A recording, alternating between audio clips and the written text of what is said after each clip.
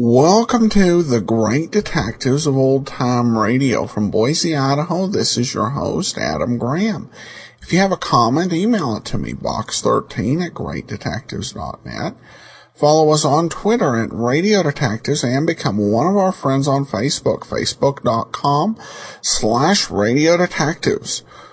Today's episode is brought to you by the financial support of our listeners, and among them is Keith. Thank you so much for your support. Well, now it's time for today's case of Frank Race, The Adventure of the Lovable Characters.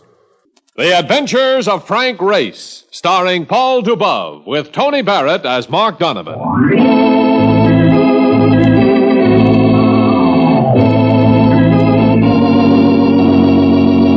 The war changed many things, the face of the earth and the people on it. Before the war, Frank Race worked as an attorney, but he traded his law books for the cloak and dagger of the OSS.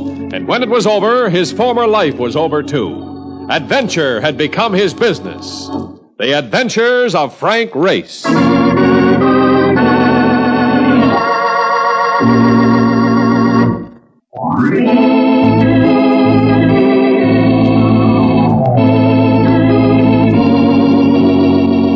And now we join Frank Race for the adventure of the lovable characters.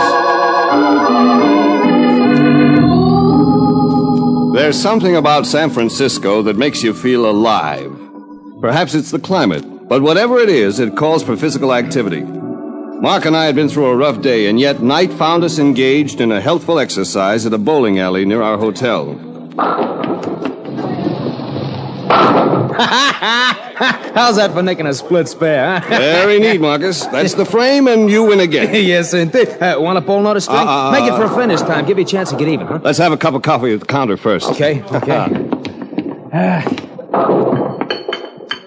Hey, Mac, two Javas, huh? Hey, look. There's that dame again. The girl Mark referred to had been on hand for an hour or more watching our game. She was lovely in an offbeat sort of way. Not at all like an American girl.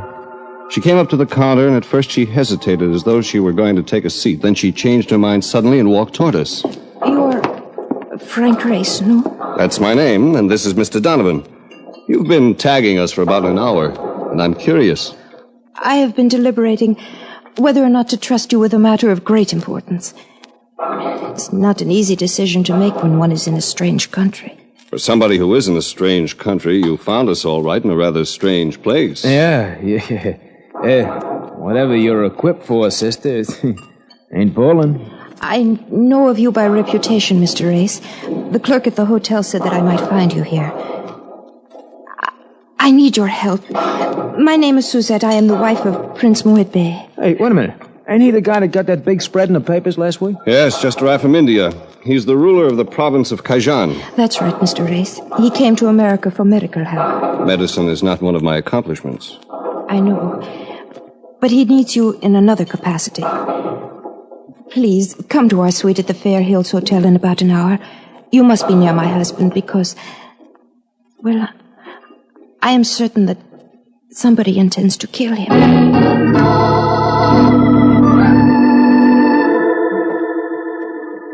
Prince Mohud Bey's suite at the Fair Hills Hotel turned out to be more than a suite. The prince and his retinue, including all 12 of his wives, occupied the entire fourth floor of the hostelry. And all the wives and servants wore native garb, making it difficult to distinguish one from another. But we were finally steered to the apartment of Suzette, where we knocked. Look, Race, tell me something. Of course. When these people get ready to leave here, how will the hotel know whether they are wearing their clothes or stealing the sheets? That is a question mark. Oh, Mr. Race, Mr. Donovan, come in, please. I have prepared my mother-in-law for your coming. Your mother-in-law? Yes, the prince's mother, the Maharani of Kaijan. She is in the next room through those drapes. She may be very difficult. Show me a mother-in-law that ain't. Quiet, Mark. Let's go.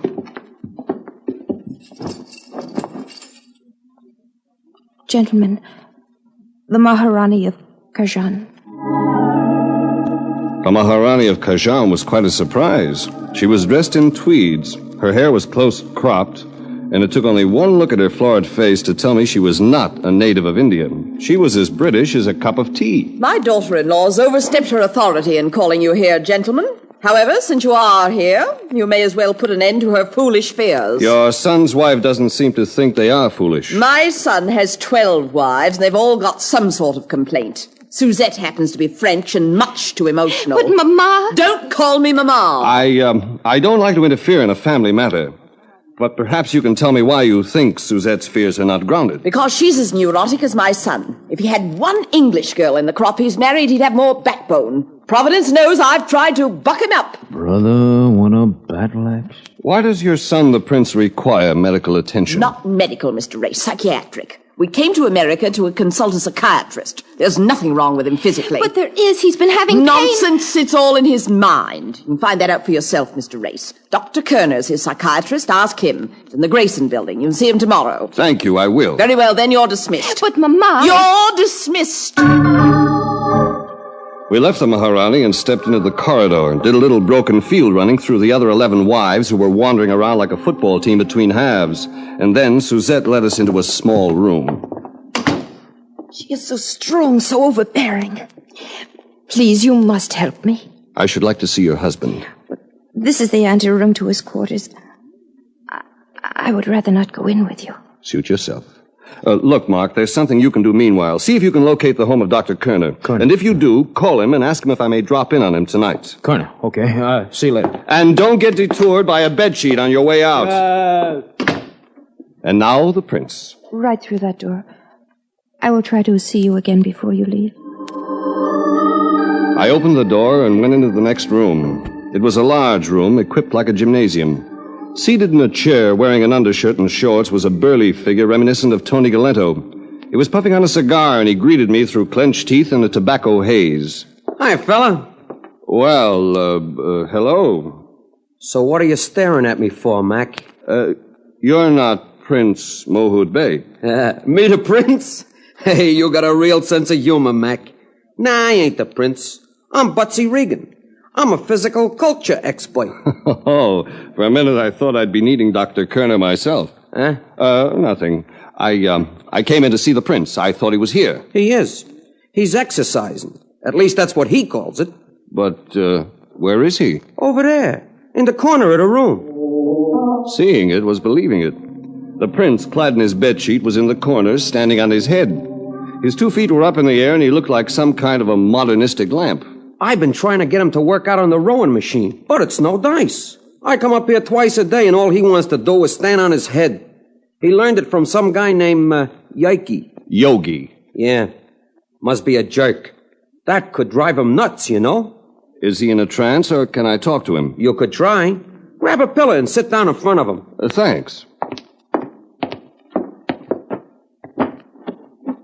Prince Mohud Bey? Go away.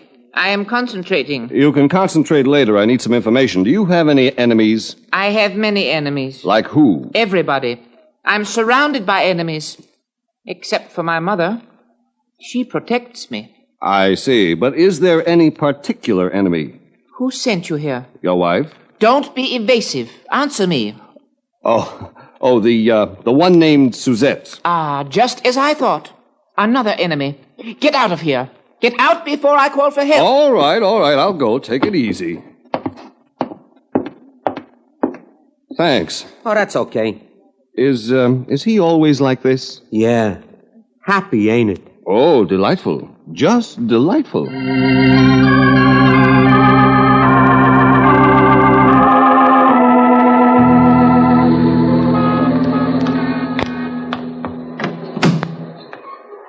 Find out where Dr. Kerner lives, Mark? Sure did.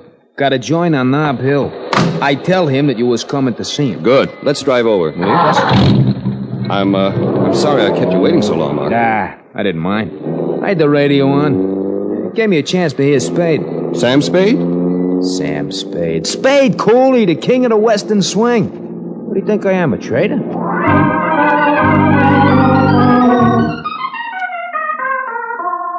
Dr. Kerner's home was what you might expect of Nob Hill, luxurious and exclusive. As the butler admitted me, I noticed an imposing portrait of a very striking woman dominating the central hall. I was led into the library, and there was another portrait of the same woman over the fireplace. There were also several photographs of her, expensively framed and prominently displayed in all parts of the room. About 5 minutes passed before Dr. Kerner came in. I was told that your visit is urgent, Mr. Race. What is your problem? Well, I'm not a patient, Dr. Kerner. Oh? I'm an investigator.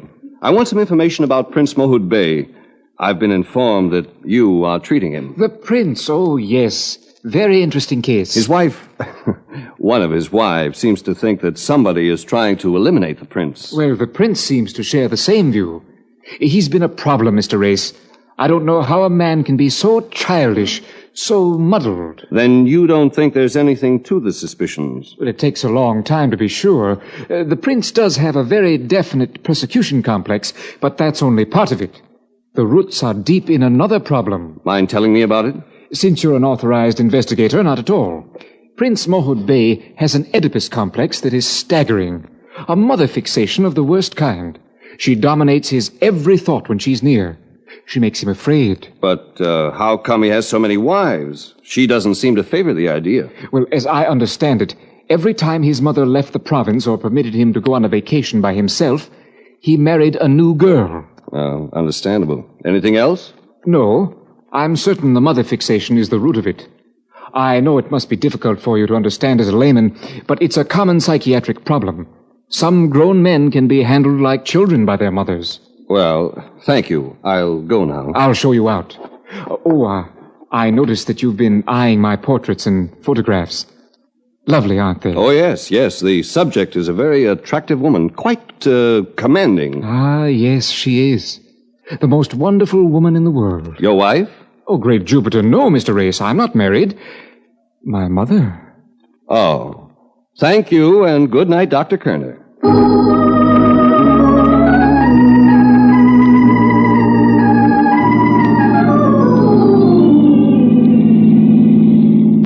I don't know. If you ask me, Race, it all sounds pretty screwy. Maybe yes, Mark, maybe no. But Suzette strikes me as being a sensible girl, even though she is snowed under by the Maharani. You mean you're going to keep working on this? Just for kicks. Even if there's nothing to it, we've been meeting a crop of lovable characters. Yeah, I'll buy part of that. We have been meeting characters. Listen to that. Guy blowing his horn to pass, and he's a half a block behind me. I don't think he wants to pass. He wants us to wait until he catches up to us. Pull over. You're the boss.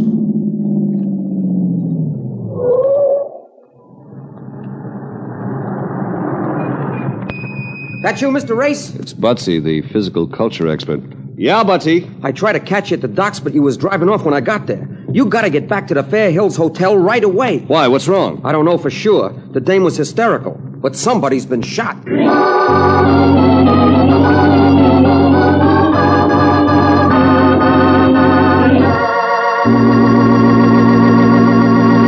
We'll return to the adventures of Frank Race in just about 1 minute.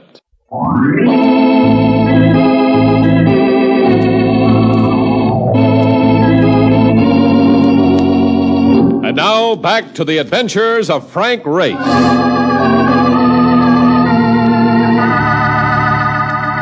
Police cars surrounded the block near the Fair Hills Hotel by the time we arrived. I flashed my credentials and was admitted to Prince Mohud Bey's 4th floor domain. I passed the prince's apartment and immediately discovered that he was not the victim. He was in the corner, standing on his head, ignoring the pleas of a police sergeant who wanted him right side up for questioning. I found Suzette's room under police guard. The body of a woman was stretched out near the window. An ambulance attendant was fixing her shoulder. Suzette was in the quarters of the Maharani. This is no time for hysterics, Suzette. She's had quite a shock, I imagine. You might try being kind. Young man, I am the Maharani of Kajan, and no commoner You is happen going to to be tell in me... the United States, dear lady. We're all commoners here, and we obey nobody but the traffic cop on the corner, so you can stop that line of chatter. Now, come on, honey. Sit up. Oh, Race, it was horrible. I saw it. Grab hold, honey, grab hold. Now, tell me what happened. I was getting ready to retire, and the shot came through the window. And then she fell. There's one thing I don't know. Who was the victim? My servant. One of the maids. An entirely unimportant person. I told you to get off that line. Shootings are very important here, whether the victim is a maid or a queen. Oh, that poor girl. Why would anybody want to shoot her? I don't think anybody did. It was accidental. That bullet was meant for you, baby. For me? Nonsense. Is it? We'll see. Now, you said the bullet came through the window. Yes, but I didn't even hear it. We didn't know it was a bullet until later. Is there a balcony outside the window? No, nothing. You better call the ambulance, Doctor, when he's finished and have him give you a sedative. I'm going to find the officer in charge.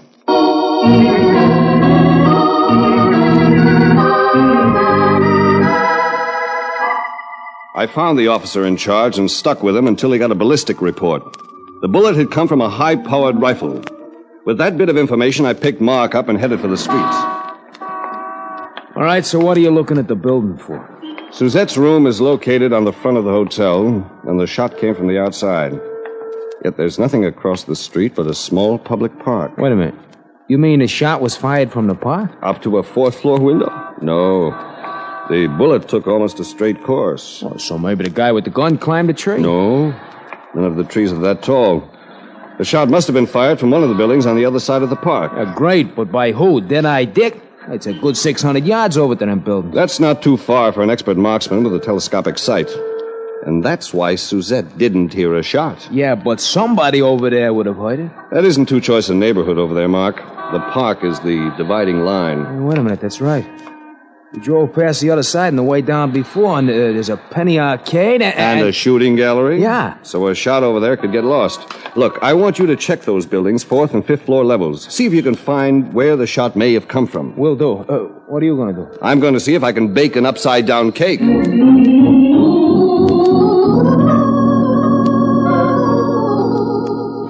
I'm telling you, Mac, the cops couldn't flip him over, so I don't see how you expect to do it.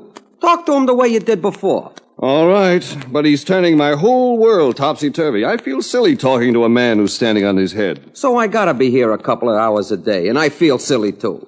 But after all, Mac, a buck's a buck. For what I get on his job, I'll blow a bubble pipe if he wants. You've got logic on your side, Butsy. Well, I guess it's the only way. Nice to see you again, Prince. Let's be friends. You mind if I shake your foot? Go away. You disturb my meditation. Ever do any big game hunting, Prince? Why do you want to know?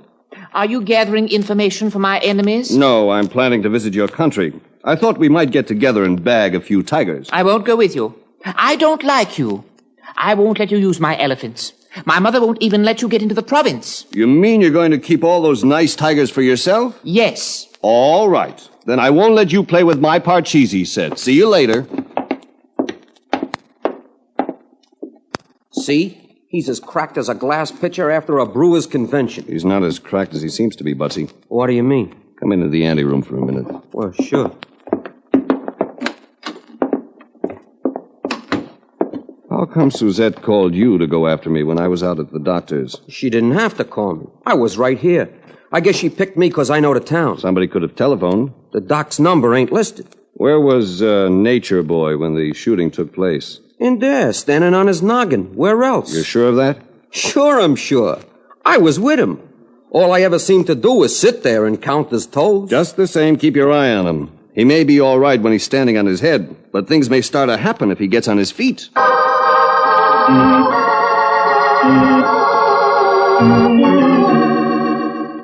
It was a cinch. Nothing else would happen at the Fair Hills Hotel while the boys in blue were parading the halls. Mark hadn't returned yet, so I left a message at the desk telling him I'd gone back to our hotel to turn in for the night. I was drifting off to dreamland when Mark, as usual, slipped in on tiptoe. Hey, Race, up, boy, up into the wall. Come on, I gotta talk. Come on, let's go. Marcus, where did you learn to be so genteel? Well, I can't come in without opening the door, can I? Come on. Pile out of the kip. I got things to show you. Let's go. Like what? Like where the shot could have come from that hit that maid. Is it a place that ties in? Like a couple of Boy Scout knots. Look, do you know what's on the 4th floor of one of them buildings smack across the park? I'll know if you ever get around to telling me. I am there. A gymnasium. A physical culture studio owned by one Butsy Regan. And, unless I am very much mistaken, he is the same guy which you said was hired to keep the prince in trim. That is a chunk of information, Mark. Toss me my clothes. Certainly, here. Oh, wait a minute. There is more. And this could also fit. What is it? What's the name of that sick, the sick guy, the doctor? You mean the psychiatrist? Yeah, that's him, the psychiatrist, yeah. Kerner. Yeah, well, that's what I thought, yeah. Well, on the 5th floor of the next building, see, there's an office for James Kerner. Rings a bell. The last name, I mean, so I checked, see. The guy runs a salvage business, and he happens to be the doc's brother. How do you like that? You like my information? Oh, Marcus, I love it. Let's have a look at both those places right now.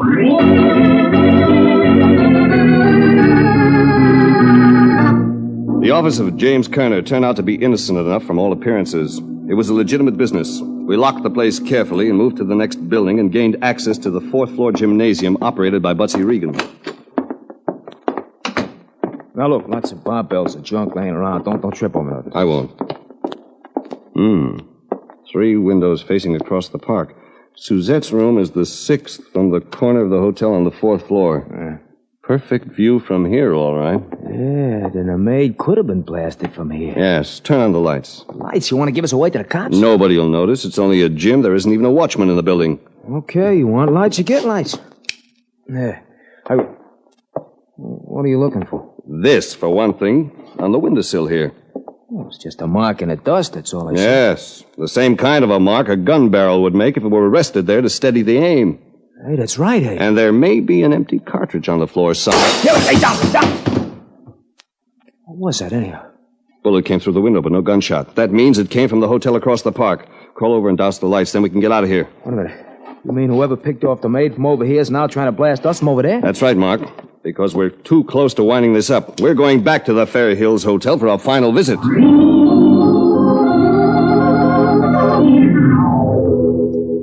Going back into the hotel this time was a bit more nerve-wracking than other visits. The would-be killer now knew that somebody was closing in, and we were logical suspects, even though it might have been impossible to recognize us fully through a telescopic sight, which also accounted for the maid being victim of the bullet intended for Suzette.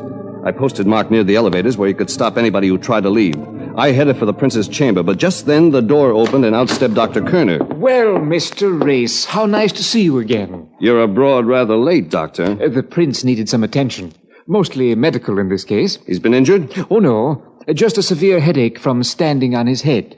It's really very amusing. I think he's doing all this simply because his mother told him to do it, for some unfathomable reason. I thought it was an act.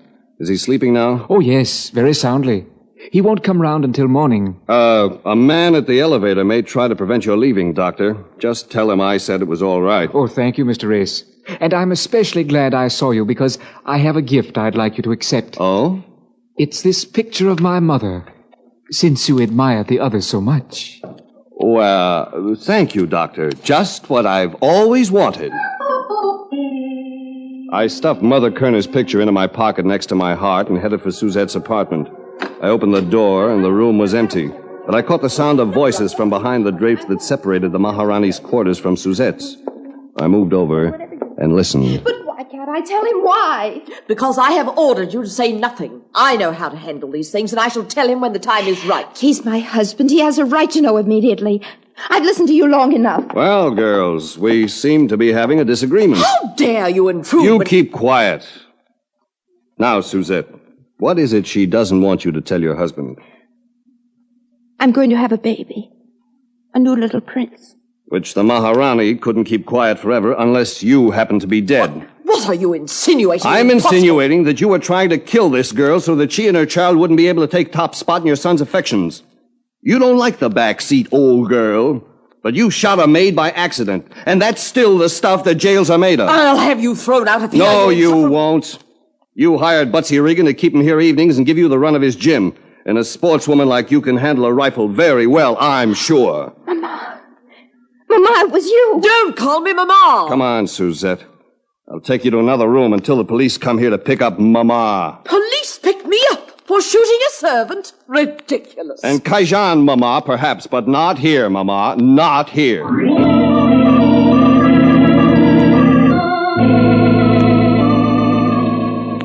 The police arrived finally and took Mama away to a place where you can't get very bossy unless you happen to own the keys. Suzette dashed off to tell her husband the news, both good and bad. But she had to save it until the next morning anyhow, until the headache treatment wore off. Mama wound up with a sentence that promised to keep her out of circulation until the expected junior prince would be past the diaper stage. As a matter of fact, there didn't seem to be any point in the happy little family hanging around until Mama got out, so Mark drove me down to the docks to say goodbye to Suzette and her prince as they set sail for dear old Kaijan. You know, Race, this Bon Voyage stuff always gets me down. I all the time want to cry when I start waving goodbye. Even if I don't know the people in the boat. They better get here sooner. They'll miss the boat. Yeah. Hey, look. Here comes Suzette now. Who's the guy, though? I don't know. Oh, Race. Oh, I'm so glad we could see you before we go. Yes, thank you for your assistance. Well, why do you look at me so strangely? Well, I didn't recognize you for a minute, Prince. We must go aboard now. Goodbye, Mr. Race. Goodbye. And thank you. It was my pleasure. It was my pleasure. Goodbye. Goodbye. Hey, that was kind of dopey. What, Mark? Not recognizing the prince. You've seen him before. Yes, Marcus, but you're forgetting something. All the other times he was upside down.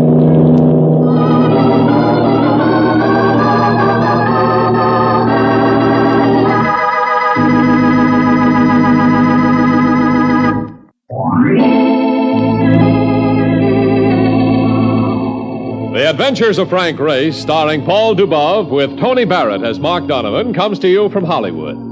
Others heard in tonight's cast were Monty Margetts, Michael Ann Barrett, Stanley Prager, and Byron Kane. This series is written and directed by Joel Murcott and Buckley Angel. The music is composed and played by Ivan Ditmars. Be sure to be with us again this time next week for another dramatic chapter in The Adventures of Frank Race. Art Gilmore speaking. This is a BPS production.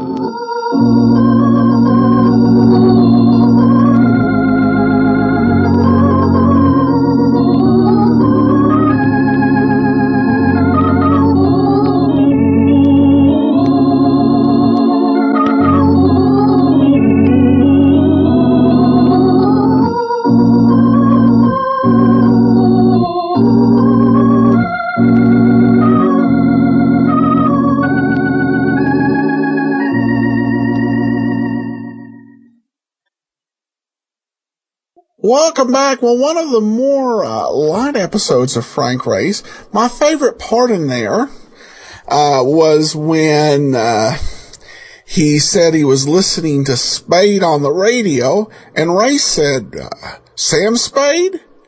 And he explained it was some other Spade, and Donovan said, what do you think I am, a traitor? That part was just really funny and a nice little reference to another program.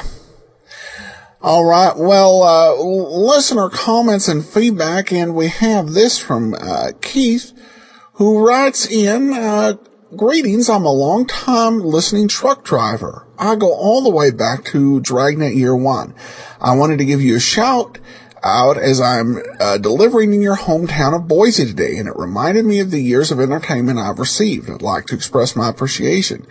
It's very boring here on the highways and byways, and I find that your podcasts do an excellent job of keeping me entertained through the long days and nights. In any case, keep up the excellent work. I hope that everything is going well for you and yours. Sincerely, Keith. Well, thanks so much, Keith. I truly appreciate you listening, and stay safe out there on the roads. All right. Well, I do want to briefly let you know about the specials we have over at over on our premium site and on the app. The big one that I'd encourage everyone to listen to is John Gielgud in Hamlet for Theater Guild on the Air. We also have a Gerald Moore guest appearance on Dr. Christian, and William Johnstone starring as Herman Melville on Cavalcade of America. So these are some of the extras that are available this month. For those of you who have the premium site in particular, I know if you've got the app, it'll just come up in the listings, but I just wanted to make you aware of that. All right, well, tomorrow we're going to continue with the Alvin Summers matter, And then join us back here next Tuesday for another episode of Frank Race. In the meanwhile, send your comments to box13 at greatdetectives.net. Follow us on Twitter at Radio Detectives and become one of our friends on Facebook, facebook.com/Radio Detectives. But from Boise, Idaho, this is your host, Adam Graham, signing off.